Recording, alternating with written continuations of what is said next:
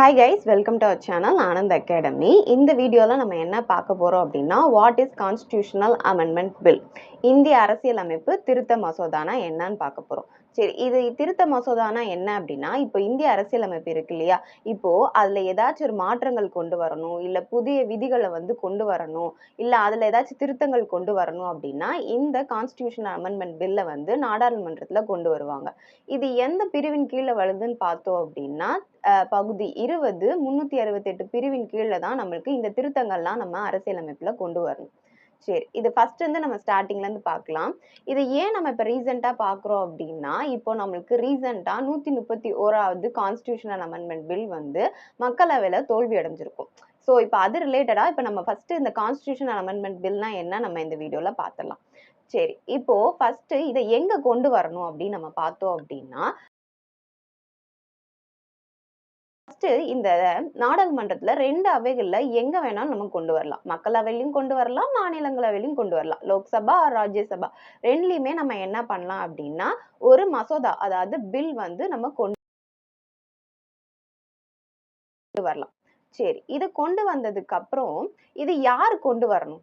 சரி, இப்போ அங்க இருக்க அமைச்சர் யாராச்சும் கொண்டு வரலாம். இல்ல அப்படின்னா அங்க தனி உறுப்பினர் யாருனாலும் நம்ம என்ன பண்ணலாம், கொண்டு வந்துருவாங்க.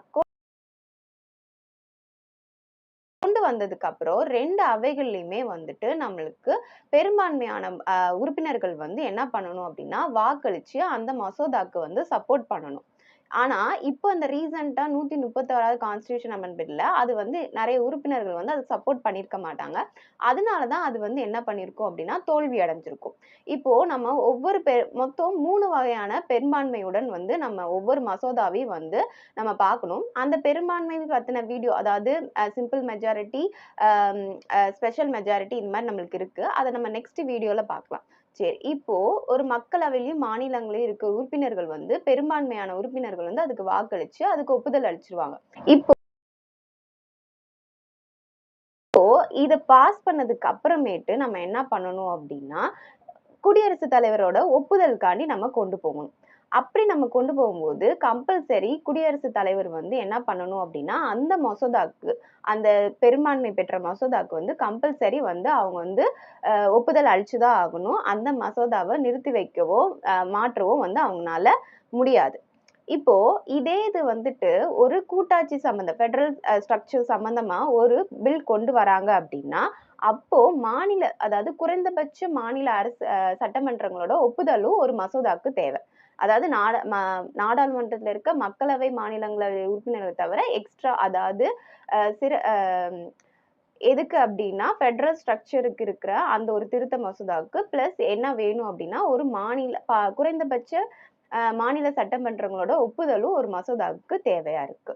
ஸோ இதுதான் நம்மளுக்கு பார்த்தோம் அப்படின்னா கான்ஸ்டிடியூஷனல் பில் அப்படின்னா எங்க இருந்து நம்மளுக்கு கொண்டு வருது. இதுல சிறப்பு பெரும்பான்மை, தனித்தனி தகுதி பெரும்பான்மை எல்லாம் நிறைய இருக்கு. அதை நம்ம நெக்ஸ்ட் வீடியோல பார்க்கலாம். உங்களுக்கான கொஸ்டின் என்ன அப்படின்னு பார்த்தோம் அப்படின்னா, இந்த கான்ஸ்டிடியூஷன் அமெண்ட்மெண்ட் பில் இது மாதிரி திருத்தங்கள் கொண்டு வரலான்னு சொல்லிட்டு நம்ம எந்த நாட்டில இருந்து எடுத்திருப்போம், எந்த நாட்டு அரசியலமைப்புல இருந்து எடுத்திருப்போம்னு சொல்லிட்டு மறக்காம கமெண்ட் பண்ணிருங்க. வீடியோ பிடிச்சிருந்துச்சுன்னா லைக் பண்ணுங்க. தேங்க்யூ.